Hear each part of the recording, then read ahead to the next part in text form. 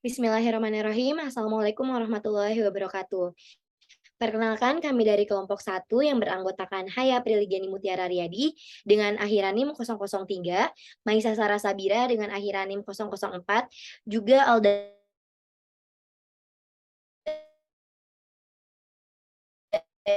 Eva Saputri akhiran NIM 02. Enterprise-nya akan kita bahas mengenai Introduction to Enterprise Architecture.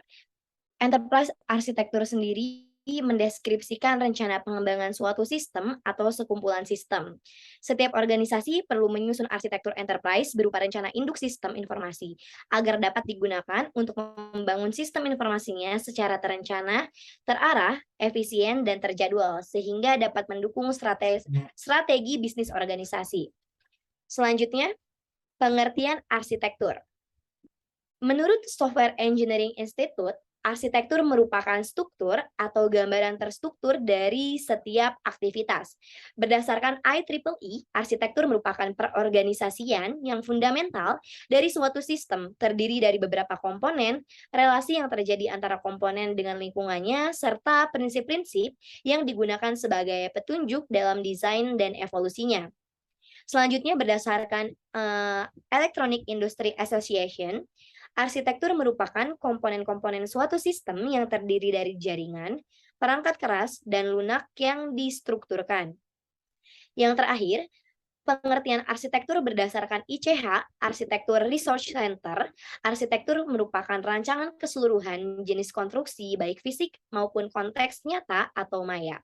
Secara lebih ringkas, arsitektur dapat didefinisikan sebagai struktur dan visi. Arsitektur menyediakan pandangan terintegrasi dari sistem yang dirancang atau dipelajari. Selanjutnya, pengertian stakeholder. Seorang individu, kelompok, atau organisasi yang memiliki kepentingan atau ketertarikan dalam atau pertimbangan terhadap sebuah sistem.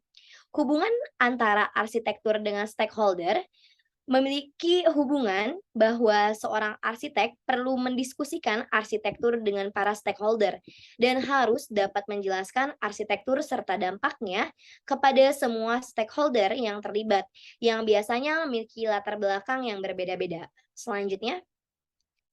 Untuk selanjutnya adalah pengertian enterprise.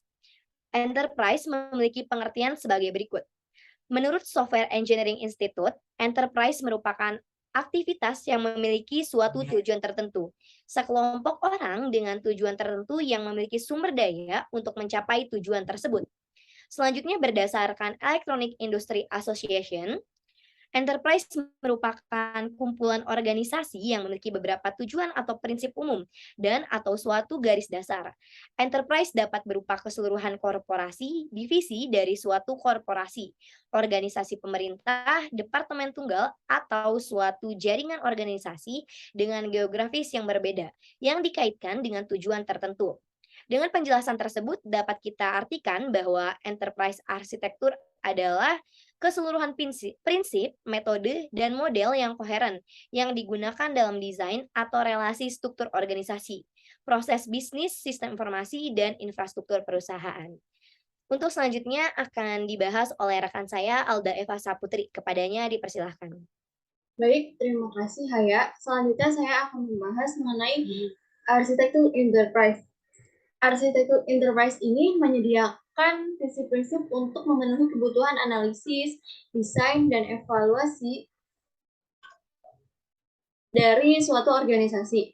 Sehingga dapat disimpulkan bahwa arsitektur enterprise merupakan deskripsi yang bersifat komprehensif, meliputi tujuan organisasi, proses bisnis, peran struktur organisasi, perilaku organisasi, informasi bisnis, dan teknologi informasi. Nah, arsitektur perusahaan ini juga menangkap esensi bisnis, IT, dan evolusinya. Idenya adalah bahwa hal-hal penting jauh lebih stabil daripada solusi spesifik yang ditemukan untuk masalah yang ada saat ini. Oleh karena itu, arsitektur sangat penting membantu dalam menjaga esensi bisnis sambil kita tetap memungkinkan fleksibilitasnya dan adaptasi maksimal. Nah, tanpa adanya arsitektur yang baik, sulit bagi kita untuk mencapai kesuksesan dalam bisnis. Untuk menciptakan perspektif terintegrasi dari suatu perusahaan, kita itu memerlukan teknik untuk menggambarkan arsitektur dengan cara yang koheren juga dan mengkomunikasikannya dengan semua pemangku kepentingan yang relevan. Next. Materi selanjutnya yaitu the architecture process.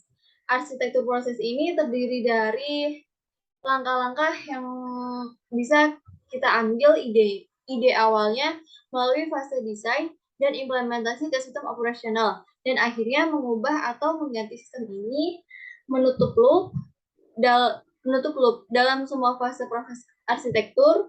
Komunikasi yang jelas dengan dan antara pemangku kepentingan tidak dapat dipisahkan. Nah, di sini dapat dilihat gambar dari proses arsitektur. Yang pertama itu ada ide, yang dimana ide ini dapat kalian petakan melalui tools, ada napkin, whiteboard, PowerPoint. Dan juga proses selanjutnya itu ada di desain. Desain ini menganalisis model atau menganalisis ide-ide. Lalu selanjutnya ada use. Nah, proses use ini proses visualisasi untuk para stakeholder. Lalu ada manajemen. Manajemen ini terdiri dari proses maintenance dan version control. Nah, arsitektur adalah sebuah proses yang sekaligus sebuah produk. Produk ini berfungsi untuk memandu manajer dalam merancang proses bisnis dan sistem developers dalam membangun aplikasi agar tetap sejalan dengan tujuan dari kebijakan bisnis. Nah, dampak dari proses ini adalah lebih dari sekedar untuk membuat produk arsitektur, kesadaran atau kewaspadaan stakeholder yang berkaitan dengan tujuan dan aliran informasi bisnis akan juga terlihat. Proses arsitektur ini terdiri dari langkah-langkah yang membawa ide awal melalui tahapan perancangan dan implementasi menjadi sebuah sistem yang operasional dan akhirnya mengubah serta menggantikan sistem ini. Oke, next. Selanjutnya akan dipaparkan oleh rekan saya yaitu Maisa Sarasadia. Baik, terima kasih Alda. Selanjutnya ini ada drivers for enterprise architecture. Jadi yang sudah dijelaskan sebelumnya bahwa arsitektur enterprise merupakan suatu proses sekaligus suatu produk yang menjamin bahwa sumber daya informasi yang dimiliki enterprise digunakan untuk mendukung strategi enterprise.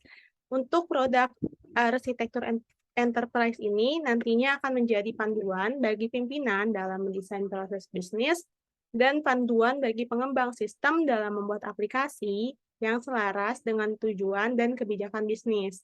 Lalu ini beberapa faktor dari arsitektur enterprise, yaitu faktor internal dan faktor eksternal. Boleh next-nya. Jadi di faktor internal ini, efektivitas faktor internal digerakkan oleh adanya hubungan antar komponen enterprise. Aktivitas yang dilakukan pada suatu perusahaan akan mengacu pada visi yang kemudian diturunkan dalam bentuk misi perusahaan, kemudian diikuti dengan strategi perusahaan. Pada gambar tersebut, bahwa visi ini menggambarkan aspirasi masa depan tanpa menspesifikasi cara-cara untuk mencapainya. Penyampaian visi itu dilakukan secara jelas dan sebaiknya singkat. Visi yang efektif adalah visi yang mampu membangkitkan inspirasi. Jadi, visi ini merupakan suatu gambaran cita-cita yang ingin dicapai di masa depan. Lalu selanjutnya ada misi, yang mana misi ini adalah bentuk yang diharapkan di masa depan. Atau misi juga bisa dikatakan sebagai tahapan-tahapan yang harus dilalui untuk mencapai visi. Misi juga merupakan sebagai gambaran atau penjabaran suatu visi. Nah, untuk perusahaan untuk mewujudkan visi misi ini, organisasi memerlukan strategi untuk mencapai tujuan dalam jangka panjang berupa tindakan potensial yang memerlukan keputusan manajemen tingkat atas dan sumber daya perusahaan dalam jumlah besar yang pada akhirnya juga mempengaruhi keberhasilan organisasi dalam jangka panjang. Untuk gambar selanjutnya ini adalah gambar dari model penyelarasan strategis atau strategic alignment model dari Henderson dan Venkatraman, yaitu dia membedakan antara strategi bisnis dan juga infrastruktur organisasi. Jadi di model penyelarasan strategi ini ada beberapa unsur, yaitu ada infrastruktur sistem informasi dan proses, yang dimana di dalamnya itu berisi arsitektur teknologi informasi, pemrosesan teknologi informasi, kemampuan atau keterampilan teknologi informasi. Selanjutnya itu ada infrastruktur organisasi dan proses, yang berisi infrastruktur organisasi, infrastruktur administratif organisasi, pemrosesan organisasi, kemampuan organisasi. Lalu untuk strategi teknologi informasi ini berisi ruang lingkup teknologi informasi, kompetisi sistemik, tata kelola teknologi informasi. Lalu yang terakhir ini ada strategi bisnis yang berisi ruang lingkup bisnis, kompetisi yang berbeda, dan tata kelola bisnis. Selanjutnya, untuk faktor eksternal ini, yang dimana framework pengaturan menuntut agar perusahaan dan institusi pemerintah dapat membuktikan bahwa mereka memiliki pandangan yang jelas terhadap operasi mereka, dan bahwa mereka telah mematuhi hukum yang berlaku. Contohnya ini ada beberapa, yaitu ada dari Klinger-Cohen Act, yaitu di USA pada tahun 1996, yang dimana dikenal sebagai Information Technology Management Reform Act, yang menuntut bahwa semua biro pemerintah harus memiliki sebuah IT arsitektur. Lalu yang kedua ada framework lain, Basel II pada tahun 2004, yang didukung oleh Gubernur Bank Sentral dan pimpinan otoritas pengawas perbankan negara-negara Group of Ten atau G10, yang menempatkan kebutuhan pada organisasi perbankan untuk memperhatikan financial risk management untuk mendorong stabilitas di dunia keuangan. Lalu yang terakhir ini ada dari The Sarbanes-Oxley Act pada tahun 2022, yang dikenal sebagai Public Company Accounting Reform and Investor Protection Act, muncul setelah skandal Enron untuk mendorong perusahaan mengadopsi praktek good corporate governance dan untuk membuat eksekutif perusahaan bertanggung jawab secara personal. Jadi faktor eksternal ini yang nantinya mendorong perusahaan untuk menerapkan arsitektur enterprise. Nah, penerapan arsitektur enterprise ini yang nantinya akan menghasilkan blueprint yang merupakan di dalam blueprint ini mengandung rincian proses bisnis, informasi, dan teknologi yang ada saat ini, dan diusulkan organisasi untuk masa depan. Baik, cukup sekian kami, kurang lebihnya mohon maaf. Wassalamualaikum warahmatullahi wabarakatuh.